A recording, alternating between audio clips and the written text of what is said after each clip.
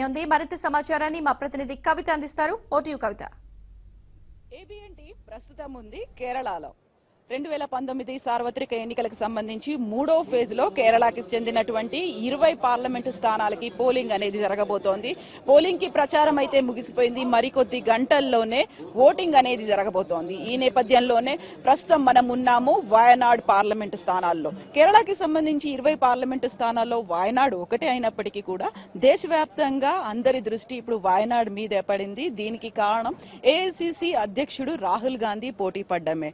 అమేథీ కాకుండా for the first time south India నుంచి, అందులోనూ పర్టికులర్ గా వయనాడ్ ని ఎన్నుకోవడం, దీనికి సంబంధించి అందరి దృష్టి క్యూరియాసిటీ అనేది వయనాడ్ మీద పడింది. ప్రతి ఒక్కరు వయనాడ్ ఎక్కడుంది, వయనాడ్కి ఉన్నటువంటి ఇంపార్టెన్స్ ఏంటి, ఎందుకని రాహుల్ గాంధీ వయనాడ్ నుంచి కంటెస్ట్ చేస్తున్నారని గూగుల్ చేయడం అనేది మొదలైపోయింది. ప్రస్తుతం మనం ఉన్నటువంటి ప్రాంతం వయనాడ్ జిల్లా కేంద్రమైనటువంటి కల్పెట్టాలో ఉన్నాము. కల్పెట్ట వయనాడ్ డిస్ట్రిక్ట్ హెడ్ క్వార్టర్స్ గా ఉంది. మనం ఇక్కడ నుంచి చూస్తున్నాము. మరికొద్ది గంటల్లోనే ప్రారంభం అయిపోయేటువంటి పోలింగ్ కి సంబంధించినటువంటి ఏర్పాట్లన్నీ అయిపోయాయి. ఎక్కడికక్కడికి వెళ్లాల్సినటువంటి పోల్ సిబ్బంది ఈవీఎంలను తీసుకొని వెళ్తున్నటువంటి పరిస్థితి మనకు కనిపిస్తోంది. బస్సుల్ని ఏర్పాటు చేశారు, అలాగే జీపుల్ని ఏర్పాటు చేశారు. వీళ్ళందరినీ డిప్లాయ్ చేస్తున్నారు. ఈవీఎం డిస్ట్రిబ్యూషన్ అనేది కొనసాగుతున్నటువంటి పరిస్థితి. ఇక పర్టికులర్ గా వయనాడ్కి సంబంధించి చూసుకుంటే వయనాడ్లో ఇప్పుడు 20 మంది అభ్యర్థులు పోటీ పడుతున్నారు.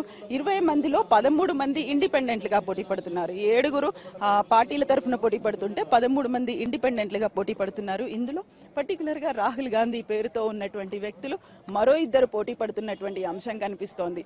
ఇక 2014 సార్వత్రిక ఎన్నికల్లో కేరళకి సంబంధించినటువంటి 20 పార్లమెంటు స్థానాల్లో యూడీఎఫ్ 12 స్థానాలని గెలుచుకుంటే ఎల్డీఎఫ్ 8 స్థానాలని గెలుచుకుంది. కేరళకి సంబంధించినటువంటి ఒక సెంటిమెంట్ ఉంటుంది. ఇక్కడ ఏ పార్టీ అయితే రాష్ట్రంలో అధికారంలో ఉంటుందో పార్టీకి ఎక్కువ స్థానాలు వస్తాయని. ప్రస్తుతం ఎల్డీఎఫ్ అధికారంలో ఉంది కాబట్టి యూడీఎఫ్ కి ఎక్కువ స్థానాలు వస్తాయని ఎక్స్పెక్ట్ చేస్తున్నారు. ఇక బీజేపీ గతంలో ఖాతా తెరవలేదు. ఈసారి 2 స్థానాల్ని గెలుచుకుంటుందని బీజేపీ నాయకులు అంచనా వేస్తున్నటువంటి పరిస్థితి. ఇక పర్టికులర్ గా వయనాడ్కి సంబంధించి చూసుకుంటే వయనాడ్లో 93% రూరల్ పాపులేషన్ అనేది కనిపిస్తుంది. 7% అర్బన్ పాపులేషన్ కనిపిస్తుంది.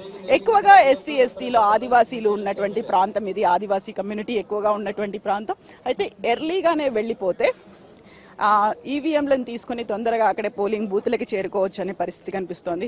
ఇక కేరళకి సంబంధించి చూసుకుంటే ఉమెన్ పాపులేషన్ అనేది ఎక్కువగా ఉంటుంది. ప్రతి 1000 మంది పురుషులకి 1082 మంది మహిళలు ఉండడం అనేది ఒక ప్రత్యేకతగా కనిపిస్తోంది. ప్రస్తుతం ఉన్నటువంటి వయనాడ్ పార్లమెంట్ సెగ్మెంట్ అనేది 2008లో ఏర్పడింది. మూడోసారి ఇక్కడ ఎన్నికలు జరగబోతున్నాయి. 2009, 2014లో యూడీఎఫ్ బలపరిచినటువంటి కాంగ్రెస్ అభ్యర్థి ఇక్కడ గెలిచారు. సో ఇప్పుడు రాహుల్ గాంధీ మీద హై ఎక్స్పెక్టేషన్స్ ఉన్నాయి. చాలా ఈజీ విన్నింగ్ అవుతారనేది కాంగ్రెస్ పార్టీ భావిస్తోంది. ఈజీ విన్నింగ్ అవుతారు. ఇక్కడ ముస్లిం మెజారిటీ ఎక్కువ ఉంది కాబట్టి ఇక్కడికి వచ్చి కంటెస్ట్ చేస్తున్నారని బీజేపీ కూడా ఆరోపణలు చేసింది, తీవ్ర విమర్శలు చేసింది.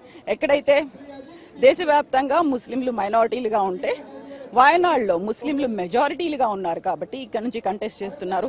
ఈజీ విన్నింగ్ కోసమని ఇక్కడికి వెళ్లారు అని బీజేపీ తీవ్రమైన ఆరోపణలు చేసింది. అయినప్పటికీ కూడా మిగతా ప్రాంతాలు, మిగతా పార్లమెంటు స్థానాల్లాగే వయనాడ్ కూడా ఒకటిగానే ఇక్కడ ఉన్నటువంటి రిటర్నింగ్ ఆఫీసర్ భావిస్తున్నారు. మిగతా చోట్ల ఎలా అయితే అరేంజ్మెంట్స్ ఉంటాయో ఇక్కడ కూడా అలాగే అరేంజ్మెంట్స్ చేశామని చెప్తున్నారు. వయనాడ్కి సంబంధించి 7 అసెంబ్లీ సెగ్మెంట్లు ఉన్నాయి. వీటన్నిటికీ సంబంధించినటువంటి ఈవీఎంల డిస్ట్రిబ్యూషన్, అలాగే పోల్ సిబ్బంది ఇక్కడ నుంచి బయలుదేరి వెళ్లిపోతున్నారు. ఎక్కువగా రూరల్ ఏరియాస్ ఉన్నాయి, ఘాట్ రోడ్లు ఎక్కువ ఉన్నాయి కాబట్టి చాలా సేఫ్ గా ఎర్లీగానే అక్కడికి చేరుకుంటే రేపు ఉదయం 7 పోలింగ్ అనేది ప్రశాంతంగా నిర్వహించేలా ఏర్పాట్లు జరుగుతున్నాయి.